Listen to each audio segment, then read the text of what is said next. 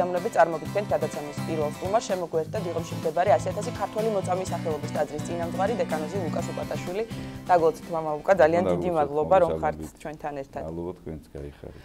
მამა ლუკა, იცის მაყურებელმა რომ ხორციელის კვირაში ვიმყოფებით, ვემზადებით დიდი და წმინდა მარხვისთვის, რომელიც დაიწყება უკვე ძალიან ცოტა ხანში, ერთი კვირა დარჩა, თუ არ ჩავთვლით პარასკევს შაბათ კვირას და ვიმყოფებით მოსამზადებელ პერიოდში, რომელიც წინ უძღვის დიდ და წმინდა მარხვას. კვირა დღეს აღინიშნება იხსენიება საშინელი სამსჯავრო.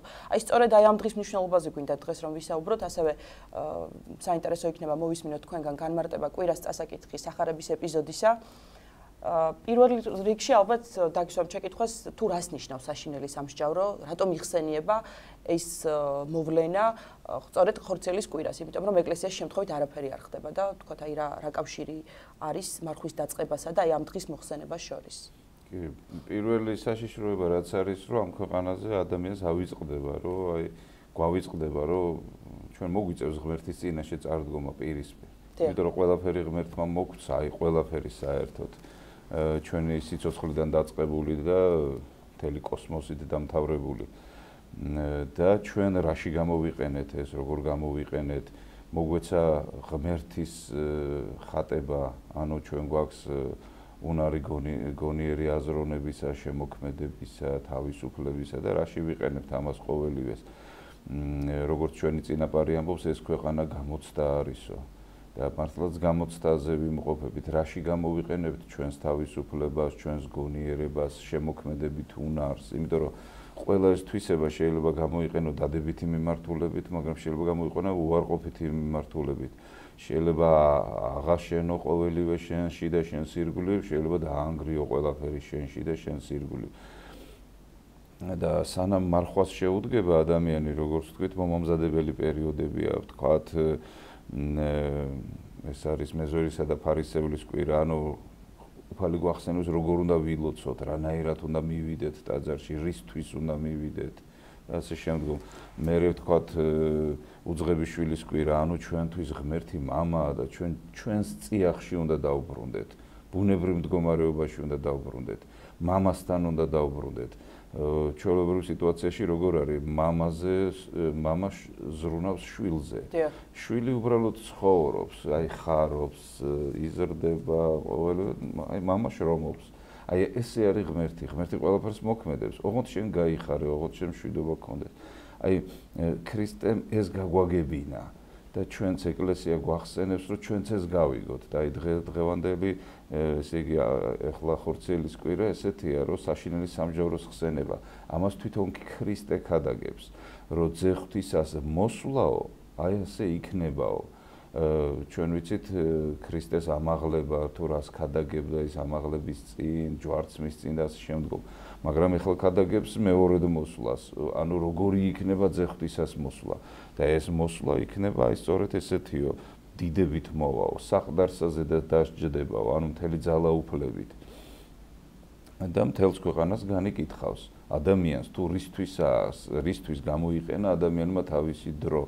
და ადამიანს უნდა ახსოვდეს და ჩვენ უნდა გვახსოვდეს, რომ უქმად არ დავკარგოთ ეს ყოველივე, იმიტომ რომ ამაზე მოგვიწევს ჩვენ პასუხის გაცემა იმისთვის, ვინც ყოველივე მოგვცა. და ამას თვითონ ქრისტე ქადაგებს, რომ აი ძეხვთისა დაჯდებაო საყდარზე. და ის განიკითხავსო მთელს კაცობრიობას, აი როგორც მწყემსი განიკითხავსო ცხრებს თიკნებისაგან რო განარჩევსო. მწყემსი ცხრებს და თხებს ერთად არ ამყოფებს ხოლმე ღამე, იმიტომ რომ თხა არის ასე ვთქვათ ბუნტის თავი, არ ვერ ისვენებს და ნუ ცხრები მშვიდი ბუნების არიან. და აი ცხვარი და თხა თუ შეერია ერთმანეთში, აი მუდმივი შფოთი იქნება. ამიტომ ისინი აცალკევებენ მწყემსები და აი უფალიც ესე ერთმანეთისგან განაცალკევებსო ამ ადამიანებსო.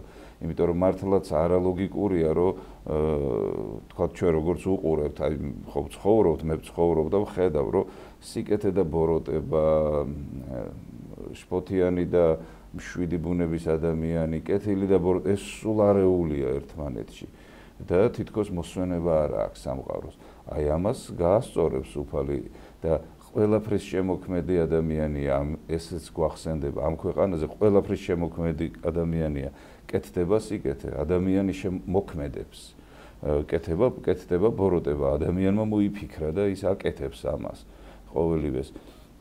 და ეს უნდა გვახსოვდეს, რომ არავის არაფერი არ შერჩება, უბრალოდ ჯობია რომ დროზე განიკითხოს ადამიანმა თავისი თავი და შეაჩეროს. ამას გვახსენებს ეკლესია. ანუ ცოდვა უკვალოდ არ ქრება. და რა თქმა უნდა და რაში იყენებს ადამიანი თავის ყველაზე დიდ თვისებებს, გონიერებას, შემოქმედების უნარს და თავისუფლებას. დიახ. საშინელი სამსჯავროს ხსენება ზოგადად დაკავშირებული არის მეორედ მოსვლასთან და ამაზეც მინდა გკითხოთ, ადამიანების დამოკიდებულება მეორედ მოსვლისადმი, მამა ლუკა. ჩვენი პატრიარქი ხშირად ბოლო პერიოდში განსაკუთრებით ხშირად ამბობს ხოლმე ქადაგებებში, რომ ჟამი ახლოს არის და ერთ-ერთ ქადაგებაში ისიც კითხვა, რომ მე ვიტყოდი, რომ დღეებია დარჩენილი, ისე იმდენად ცოტა ხანია დარჩენილიო. თუმცა აქვე ვიცით ისიც, რომ არავინ არ იცის უფლის გარდა მეორედ მოსვლის ჟამი, თვით ანგელოზებმაც არ იციან, როგორი უნდა იყოს ადამიანის დამოკიდებულება მეორედ მოსვლის მიმართ. ზოგს ეშინია, ზოგს წესით მართლმადიდებელ ქრისტიანებს უხარიათ მეორედ მოსვლა, ხო, მორწმუნეებს. დიახ. ერთი პირველ რიგში მეორედ მოსვლა რა პროცესებს გამოიწვევს? შეჩერდება ბოროტება და სიკეთეს მიეცება გასაქანი, აი როგორც უფალი ბრძანებს, ცხრებს თიკანთაგან განვარჩევო, ცხვრის ბუნება არის სიმშვიდე. ესე იგი, ვისაც სიმშვიდის მოყვარეობა აქვს, იქნებიან სიმშვიდეში, ასე ვთქვათ და ვინცაც აქვს შფოთის მოყვარეობა, იქნებიან შფოთიან მდგომარეობაში. და უბრალოდ განცალკევება მოხდება მათი. ერთი წინასწარმეტყველებს ესე, რომ ეს არის ყველაზე ბედნიერი დღე კეთილშობილ ადამიანთათვის. ვერც კი იოცნებებ ამ დღეს, რაც ხდება სიტუაცია, ვთქვათ, მეორედ მოსვლის ჟამს. ანუ, როდესაც უფალი მეფობს და ყოველივე ჩერდება, რაც უფლისგან არ არის. ეს საოცარი მდგომარეობაა, ეს უფრო მეტად სანატრელი მდგომარეობაა. მაგალითად ამ მდგომარეობას წინასწარმეტყველებდა, აი მეორედ მოსვლას წინასწარმეტყველებდა იოანე ოქროპირი, ჯერ კიდევ მე-407 წელს გარდაიცვალა იოანე ოქროპირი და აი ანუ იმ დროს წინასწარმეტყველებდა, თან მსოფლიო მოძღვარია, ესე იგი იმდენად მძაფრი აქვს ღვთისმოყვარე ადამიანს სურვილი, რომ უფალი მოვიდეს, მოვედ უფალო, როგორც ბრძანებს პავლე მოციქული, ესე იგი უფლის მოსვლის სურვილია, იმიტომ რომ სიკეთე, როდესაც მეფობს, ამაზე დიდი ბედნიერება არ არსებობს ადამიანისათვის. და როგორც ის წინასწარმეტყველი ამბობს, ეს არის ყველაზე ბედნიერი დღე კეთილშობილთათვის, მაგრამ ყველაზე უბედური დღე უკეთურთათვის. იმიტომ რომ გაირკვევა ყველას თავისი სახელი დაერქმევა და ეს იმდენად რთულია ყველას, რომ თავისი სახელი დაარქვა, ამას როგორც ვიცით რეალურად თვით ღმერთი დაარქმევს ყველას თავის სახელს, თვით ღმერთი. და აი საშინელი სამსჯავროს ხსენების კვირაში ვართ, გვეხსენება ეს და აი როგორ დაარქმევს ადამიანს სახელს ღმერთი, რანაირად განიკითხავს, სწორედ ამის ესე იგი შეხსენება არის. თუ ეს ქადაგება იწყება, რომ აი ძე ღვთისას მოსვლა ესრეთ იქნება, ამბობს უფალი. და მე ეს ქადაგება მთავრდება ესე, რომ კეთილშობილნი წავლენ კეთილ ადგილას, ხოლო უკეთურნი უკეთურ ადგილას. არაფერი ზედმეტი არ ხდება, არაფერი წარმოუდგენელი არ ხდება. სიკეთე გინდა, სიკეთეში მკვიდრდები, უკეთურება გინდა, უკეთურებაში მკვიდრდები. და რა როგორია, ეს უკვე შეიძლება წარმოსახვის. თუმცა საშინელი სამსჯავრო შეიძლება ნებისმიერ ადამიანისთვის ნებისმიერ მომენტში დადგეს. რა თქმა უნდა, როდესაც აღსასრული მოვა. რა თქმა უნდა, შეიძლება ცოტა ძიმე არის დილის ჩვენ ვიბადებით და ეს ფაქტია, თავს თუ არ მოვიტყუებთ, ფაქტია, რომ მე დავიბადე და მე გარკვეულ დროს გავალ ამ ქვეყნიდან და სტატისტიკა ესეთია, რომ სოფლიოში ყოველდღე 6 მილიონი ადამიანი გარდაიცვლება. და ჩვენი წინაპარი აი ზუსტად ამბობს, რომ ეს ქვეყანა გამოცდა არისო. მე როდესაც მიმთავრდება ამ ქვეყნიური ცხოვრება, მე საგამოცდო პერიოდი მიმთავრდება. და ძალიან გავს ზუსტად აი ჩვენი წინაპარი, რაღაც აი ფილოსოფიური ნათქვამია, გამოცდა არისო ეს ქვეყანა, ესე იგი გამოცდაზე მყოფი ადამიანი, ვთქვათ ფიზიკურ გამოცდას თუ შევადარებთ ინსტიტუტით, უმაღლესი სასწავლებლისას თუ სკოლისას, ესე იგი გამოცდაზე რო გადიხარ სრული თავისუფლება გაქვს, რაც გინდა ისაკეთე, როგორც გინდა ისაკეთე. მაგრამ როგორც კი დასრულდება გამოცდა, შეფასდები. აი გამოცდის მომენტში არავინ არ გაფასებს. აი გამოცდის შემდგომ გაფასებენ. გამოცდის დროს თავისუფლება გეძლევა. გამოცდის მერე, ну როგორც იტყვიან, წერტილს და მძიმესაც გიანგარიშებენ. ასე არის ეს ქვეყანაც. აუცილებლად სრული თავისუფლება. აი მე მაქვს სრული თავისუფლება. ამას მე ვგრძნობ ყოველდღე, ეხლაც და ყოველთვის ვიგრძნობ. იმიტომ რომ ეს ღვთის კურთხევაა, რომ ამ თავისუფლებაში გამოავლინო შენი თავი.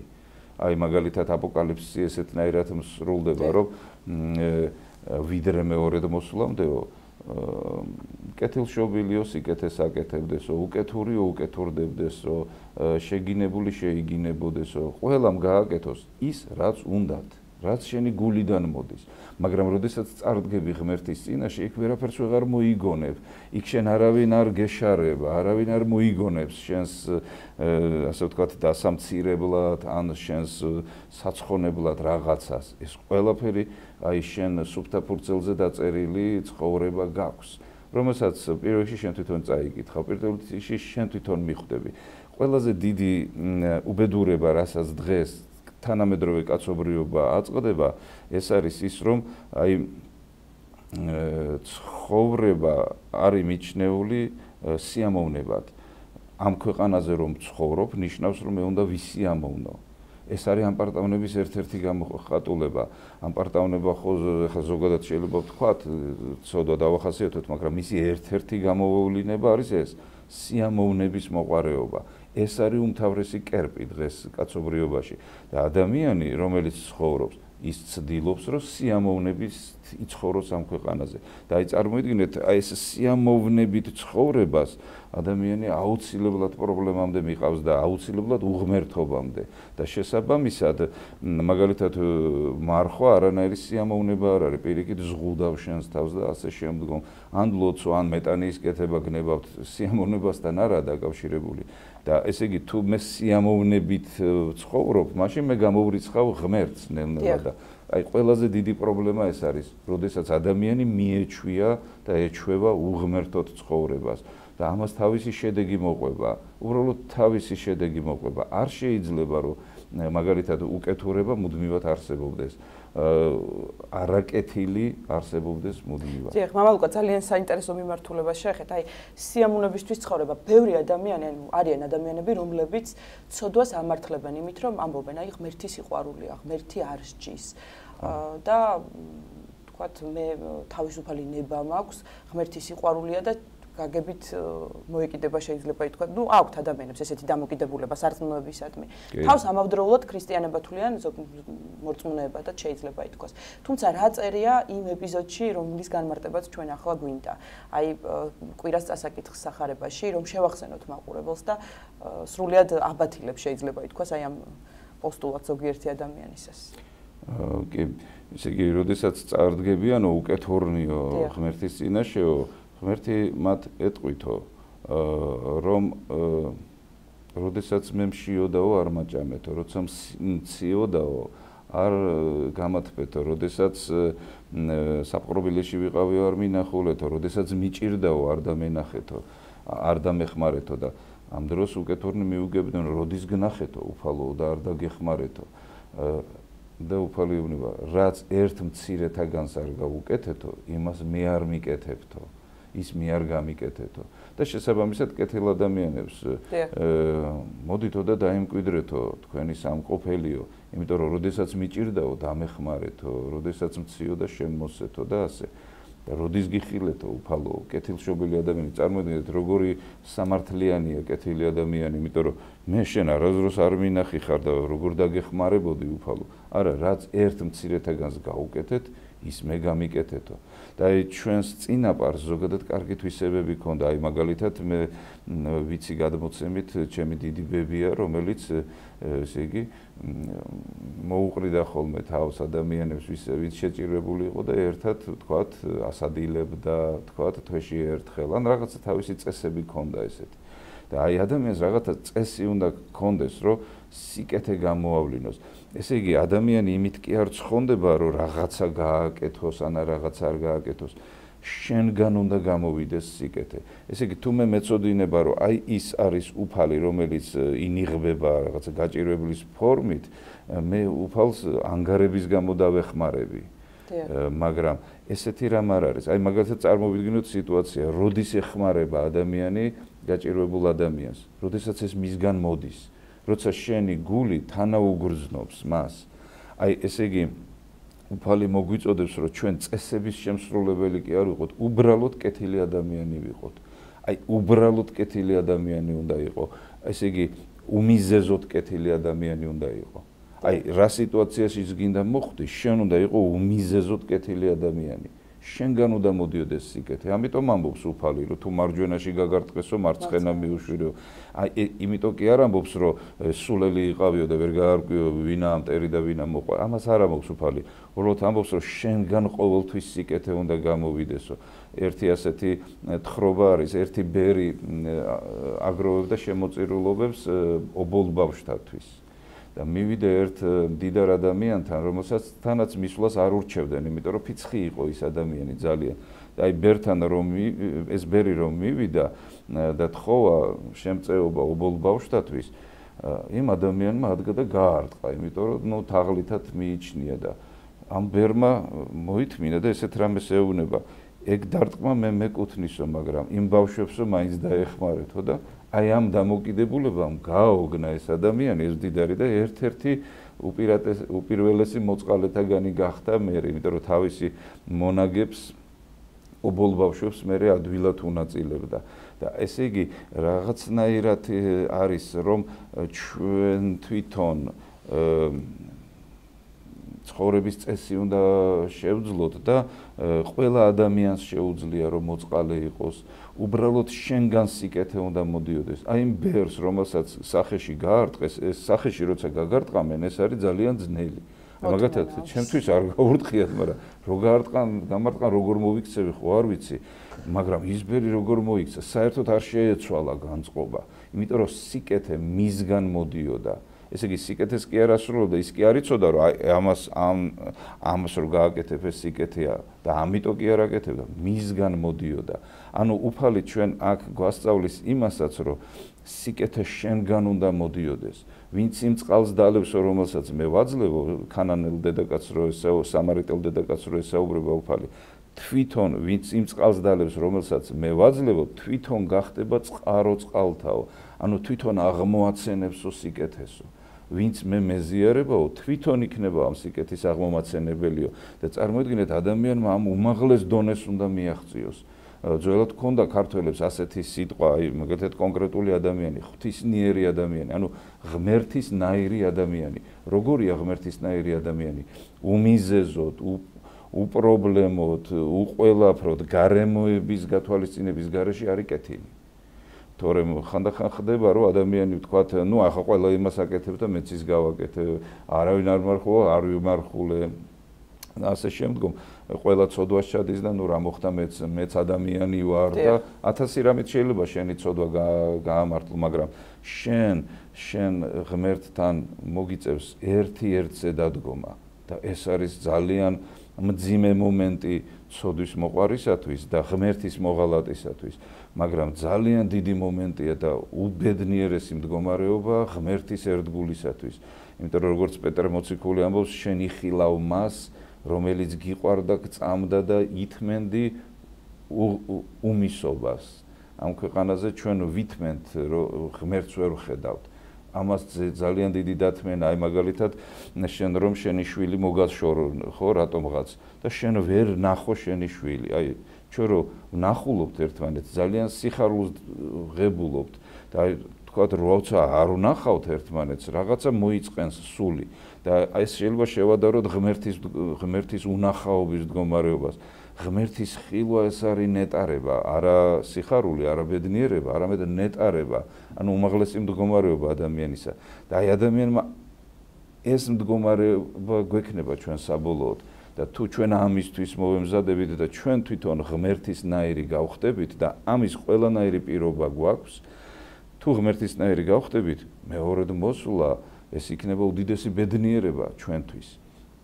მაგრამ თუ მე უღმერთოდ განვაგრძობ ცხოვრებას, ნუ სასულიერო პირი ხო ვარ, მაგრამ შეიძლება უღმერთოდ ვიცხოვრო შინაგანად. გარეგნულად შეიძლება რაღაცა მოვიტყუო თავი თუ სხვაც მოვატყუო, მაგრამ შინაგანად როგორ ვიცხოვრებ, ესაა მთავარი. და წარმოიდგინეთ, მე შეიძლება საბოლოოდ უღმერთოდ დავიტოვო თავი, ან შეიძლება ღმერთთან ერთად ვიყო. და ეს მე დღეს უნდა მე ამის გონება მაქვს. ყველა ადამიანს აქვს თავისი გონება. ყველა ადამიანმა იცის თავისი სულის მდგომარეობა, ამბობს უფალი. იმიტომ რომ ამ მდგომარეობას სული წმინდა განაგებს.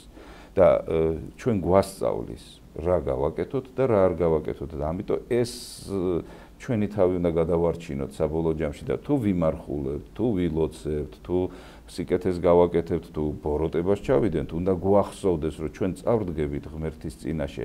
მაგრამ ეს მოსამზადებელი კვირეები კიდე პლუს არის იმათთვის, ვინც მარხვას აპირებენ და ჩვენ რახან მარხვას ვაპირებთ, უნდა ვეცადოთ, რომ საქმე ისე გავაკეთოთ, ნებისმიერ საქმეს როცა ვაკეთებთ, რომ იმ საქმეს მაქსიმალური შედეგი გქონდეს. ამიტომ, როდესაც მარხულობთ, ჩვენ ღმერთი გვირჩევს, ეკლესია გვირჩევს, რომ მაქსიმალური შედეგისთვის იბრძოლო და მაქსიმალური შედეგი ეს არის წმინდანობა. შენ უნდა გახდე წმინდანი. აუცილებლად უნდა ამისთვის ვართ მოწოდებული. ამისთვის ხარ მოწოდებული. მაგალითად, მაგრამ ჩვენი ნება როგორ წარიმართება ჩვენს სხვადასხვა მართლმადიდებელი ეკლესიების უპირველეს პირებს შენარჩუნებული აქვს ეს მდგომარეობა, სახელი უწმინდესი, უნეტარესი, მაგრამ უწმინდესი ვინ არის? წმინდანთა კრებულის წინამძღოლად იგულისხმება. ესეთი არის ეს თეორიულად და მნიშვნელობითად. ამიტომ ჩვენ თვითონ წმინდანთა კრებული უნდა ვიყოთ. ჩვენ თვითონ წმინდანები უნდა ვიყოთ. ან უწმინდური უნდა იყო, ან ერთი უნდა იყო, ან მეორე. შუაში არ არსებობს თან წმინდა და თან თან სუფთა და თან ჭუჭყიანი ადამიანი არ არსებობს. ან სუფთა ხარ, ან ჭუჭყიანი ხარ. დიახ, და მამა ლუკა, ბოლოს ვიცით რომ მიცვალებულთა მოხსენიებას განსაკუთრებული ადგილი უკავია ამ დიდ მარხვაში, დიდ და წმინდა მარხვაში. ზოგადად ყოველთვის იხსენიებს ეკლესია გარდაცვლილებს, თუმცა დიდ მარხვაში სპეციალურად რამდენიმე შაბათი არის ამისთვის დადგენილი. ხვალაც არის, ხო, მიცვალებულთა. ხვალაც არის მიცვალებულთა ხორცელი შაბათი. დიახ, ხორცელი შაბათია და აი რამდენად მნიშვნელოვანია რომ ინფორმაცია გქონდეს მაყურებელს, მრევლს და მოიხსენიოს ამ დღეს განსაკუთრებულად მათ მიცვალებულებს. კი, სულ ასეთი დღე არის 6 დღე წლის მანძილზე და მათ შორის ხორცელი შაბათია და 3 შაბათი მერე მოძდევს დიდ მარხვაში ყოველთვის. მეორე, მესამე, მეოთხე შაბათები. ეს იმიტომ არის რომ ადამიანს შენ როდესაც სიკეთეს მოიპოვებ თქვა ღვთისაგან, ღმერთთან ურთიერთობისაგან, ეს მარტო შენ არ გეკუთვნის, ეს შენ უნდა გაუნაწილოს სხვასაც. ანუ უნდა ილოცოს ხვისთვისაც. ღმერთო არა მარტო მე შემეწია, არამედ შეეწიე მათაც, გარდაცვლილებს, ამ ქვეყანაზე მყოფებს.